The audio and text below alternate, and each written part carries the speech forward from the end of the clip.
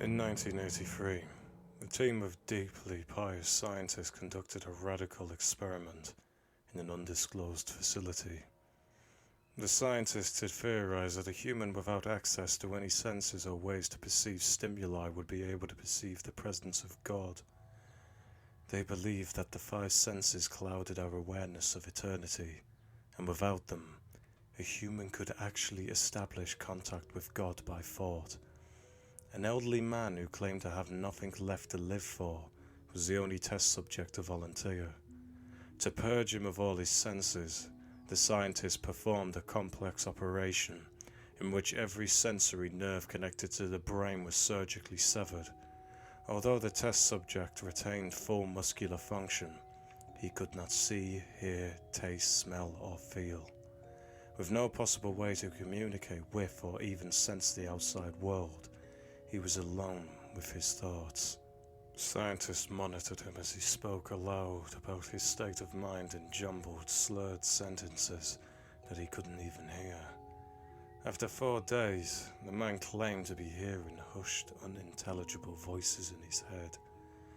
Assuming it was the onset of psychosis, the scientists paid little attention to the man's concerns.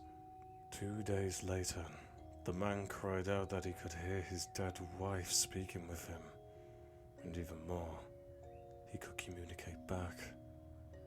The scientists were intrigued, but were not convinced until the subject started naming dead relatives of the scientists. He repeated personal information to the scientists that only their dead spouses and parents would have known. At this point, a sizable portion of scientists left the study. After a week of conversing with the deceased through his thoughts, the subject became distressed, saying the voices were overwhelming. In every waking moment, his consciousness was bombarded by hundreds of voices that refused to leave him alone. He frequently threw himself against the wall, trying to elicit a pain response. He begged the scientists for sedatives so he could escape the voices by sleeping. His tactic worked for 3 days, until he started having severe night terrors. The subject repeatedly said that he could see and hear the deceased in his dreams. 1 day later, the subject began to scream and claw at his non-functional eyes, hoping to sense something in the physical world. The hysterical subject now said the voices of the dead were deafening and hostile, speaking of hell and the end of the world. At one point, he yelled, "No, heaven, no, forgiveness," for 5 hours straight. He continually begged to be killed, but the scientists were convinced that he was close to establishing contact with God.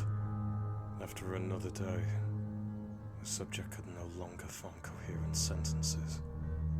Seemingly mad, he started to bite off chunks of flesh from his arm. The scientists rushed into the test chamber and restrained him to the table so he could not kill himself. For a few hours of being tied down, the subject halted his struggling and screaming. He stared blankly at the ceiling. His teardrops silently streaked across his face.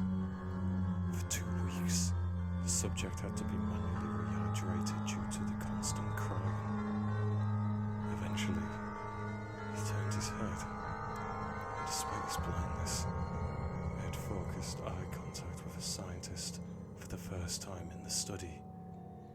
He whispered, "I have spoken with God, and He has abandoned us." And his vital signs stopped. There was no apparent cause of death.